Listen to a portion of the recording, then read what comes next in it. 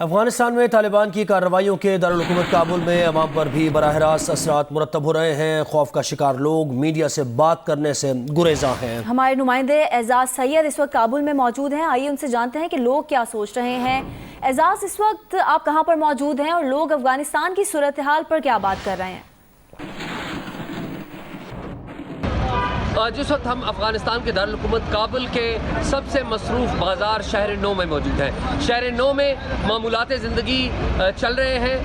पाकिस्तान और अफगानिस्तान के जो भी ताल्लुकात हैं, यहाँ पर जो काबुल के लोग हमने देखे हैं वो बड़े पुरअज़्म नज़र आ रहे हैं। जो यहाँ पर अफगानिस्तान में मजबूरी सूरत हाल पैदा हो रही है, उसके ऊपर लोग बात करने से एतराज़ कर रहे हैं।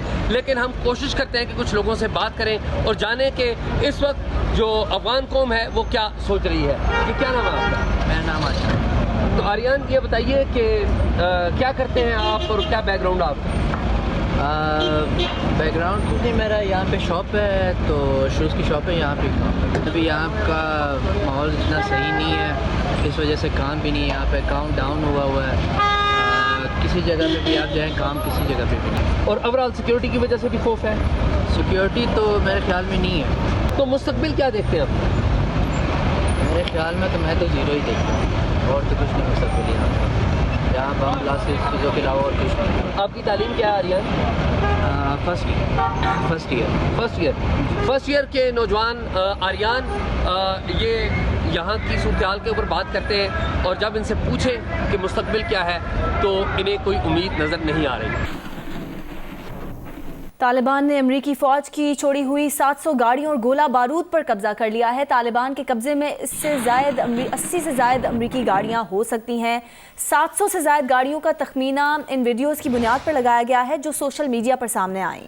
बैनुल-अक़वामी मीडिया के मुताबिक तालिबान ने सिर्फ जून के महीने में 715 अमरीकी गाड़ियाँ तहवील में लीं। तालिबान ने आर्म्ड पर्सोनल कैरियर गाड़ियों के साथ सोशल मीडिया पर वीडियो शेयर कर दी। इन गाड़ियों पर सवार होकर तालिबान अफगानिस्तान के मज़ीद इलाकों में अपना इक़्तिदार मुस्तहकम करेंगे। कब्जे में ली गई गाड़ियों में ट्रक्स, आर्टिलरी गन्स और असॉल्ट राइफल्स शामिल हैं। नैब ने पहले से ज़ेरे तफ्तीश ट्रैक्टर और सब्सिडी स्कीम की तहकीकात शुरू करने का सख्त नोटिस ले लिया है। नई तहकीकात सिंध एंटी करप्शन एस्टैब्लिशमेंट ने शुरू की थी। नुमाइंदा जियो न्यूज़ इमदाद सुमनो ने में ज्वाइन किया। इमदाद, इस खबर की डिटेल्स क्या हैं आपके पास?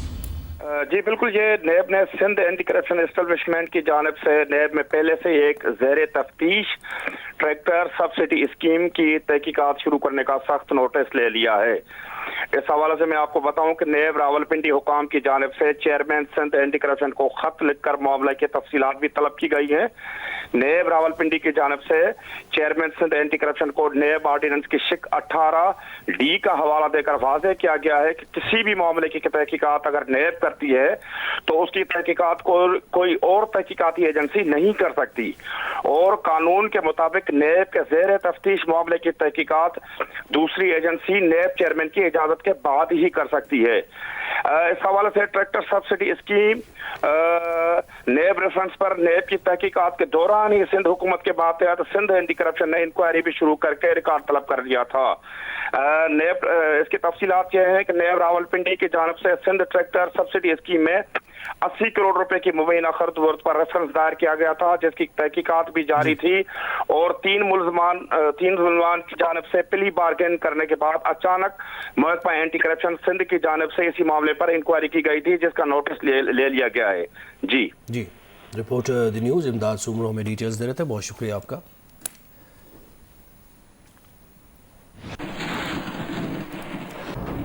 कामों की रेलवे स्टेशन जहां कोई ट्रेन रुकती है और ना ही कोई मुसाफिर आता है, लेकिन इसके प्लेटफॉर्म किसी पार्क और ग्राउंड से महरूम शहरियों के लिए तफरीह का मरकज़ बन गए हैं। देखिए जियो न्यूज़ के नुमाइंदे अब्दुल नासिर शेख की ये रिपोर्ट। कामों की रेलवे स्टेशन जहां से कई ट्रेनें सीटी बजाती गुजर जाती हैं, मगर रुकती कोई नहीं।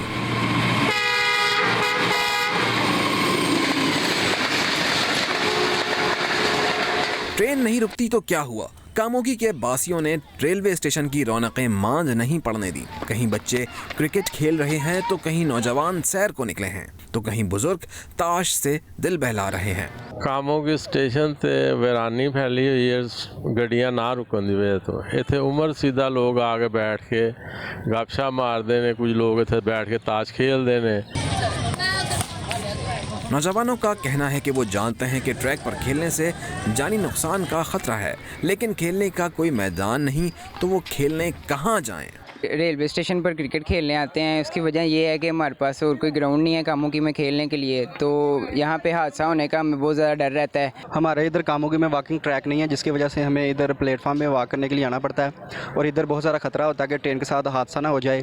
और हमारी इंतज़ामिया को चाहिए, इधर जो TM में है इनको चाहिए कि हमें कोई अच्छे से ट्रैक वॉकिंग ट्रैक मुहैया करें। ट्रेनों के स्टॉप खत्म होने से रेलवे स्टेशन पर तैनात अमला परेशान दिखाई देता है। 15-20 साल पहले यहाँ पे हर मेन गाड़ी का स्टॉपेज चलाओ था, यहाँ पे अच्छी खासी रेल पे थी और रेलवे अच्छी खासी आमदनी कमा रहा था। लेकिन आज वक्त के साथ साथ यहाँ से ट्रेनों के स्टॉप कम होते गए और अब पिछले साल तक यहाँ पे सिर्फ 2-3 ट्रेनों का स्टॉप था, एक बाउ ट्रेन और शटल ट्रेन दूसरी। शहरियों का मुतालबा है कि कामोगी रेलवे स्टेशन पर ट्रेनों के स्टॉप बहाल करने के साथ साथ खेल के लिए मैदान और तफरीह के लिए पार्क बनाए जाएं। अब्दुल नासिर शेख, जियो न्यूज़, कामोगी।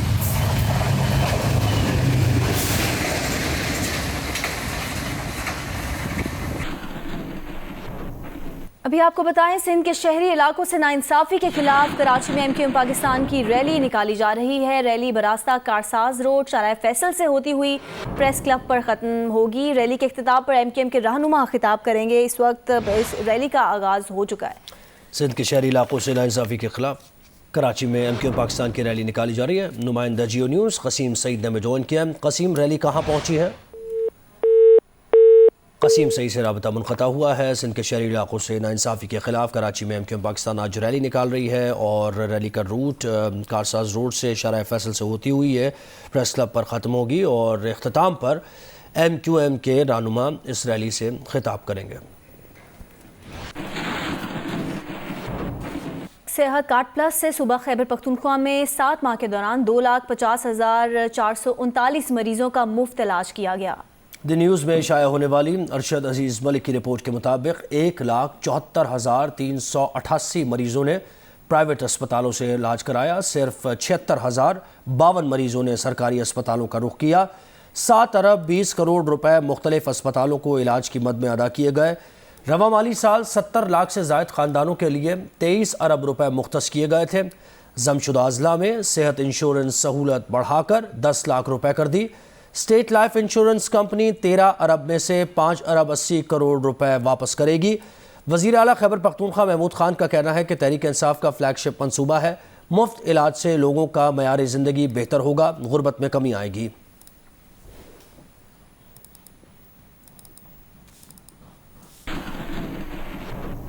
वज़ीर आज़म इमरान खान ने खैबर पख्तूनख्वा हुकूमत को मुबारकबाद देते हुए कहा कि खैबर पख्तूनख्वा सेहत प्लस प्रोग्राम के तहत 2,50,439 मरीजों ने मुफ्त इलाज कराया।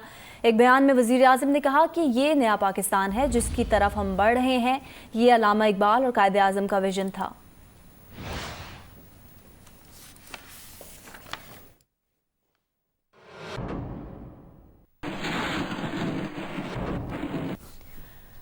FIA ने मुस्लिम लीग नून के रहनुमा हमजा शहबाज को अपनी और ख़ानदान की तमाम प्रॉपर्टीज़ की मनी ट्रेल देने के लिए नोटिस जारी कर दिया है। नोटिस में कहा गया है कि 30 दिन के अंदर मनी ट्रेल दी जाए वरना कार्रवाई होगी। लाहौर से रिपोर्ट कर रहे हैं अदनान मलिक।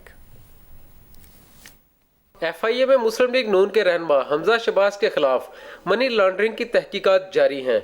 FIA ने हमजा शहबाज को रवां माह के अख्तिताम तक दोबारा तलब कर लिया है। हमजा शहबाज से गाड़ियों, bank accounts, shares, jewellery, cash और प्राइस बॉन्ड की तफसीलात भी तलब की गई हैं। FIA के नोटिस में हमजा शहबाज से इस्तफसार किया गया है कि साबित करें कि आपकी जायदादें मनी लॉन्ड्रिंग के पैसों से नहीं बनाई गई। इन तमाम जायदादों की मनी ट्रेल भी FIA को दें। अगर ऐसा करने में नाकाम रहे तो जायदादें जब्त भी की जा सकती हैं। नोटिस के मुताबिक हमजा शहबाज की जायदादों में 2013 और 2014 में बनाया गया जुडिशल कॉलोनी ठोकर न्याज बेग लाहौर में 10 कनाल का घर, जोहर टाउन में 71 कनाल अराजी और चन्योट के मौजा रोड में 2 250 कनाल ज़रई अराजी भी शामिल है। इसके अलावा Sharif feed mills, Madina construction company, Madni training, Sharif poultry farm, Sharif dairy farms and milk products, Ramzan sugar mills और अल अरबिया शुगर मिल्स में सरमायाकारी और खानदानी शेयर्स के हवाले से तफसीलात भी तलब की गई हैं। अदनान मलिक, जियो न्यूज़, लाहौर।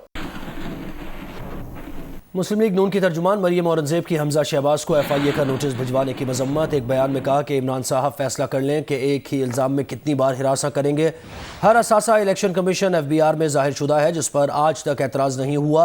ये नैब के बाद FIA के जरिए सियासी इंतकाम और मीडिया ट्रायल है। तमाम सवालात के जवाब हमजा शहबाज 58 वॉल्यूम्स में दे चुके हैं। जिन जायदादों का जिक्र किया जा रहा है वो पहले ही कानूनी अमल का हिस्सा हैं। उन्होंने कहा कि पहले भी खबरदार किया था कि FIA ज़ाती मुलाजिम न बने, रियासती इदारा बने। नैब नाकाम हो गई। अब FIA के जरिए ऊंचे हथकंडों से नया तमाशा किया जा रहा है।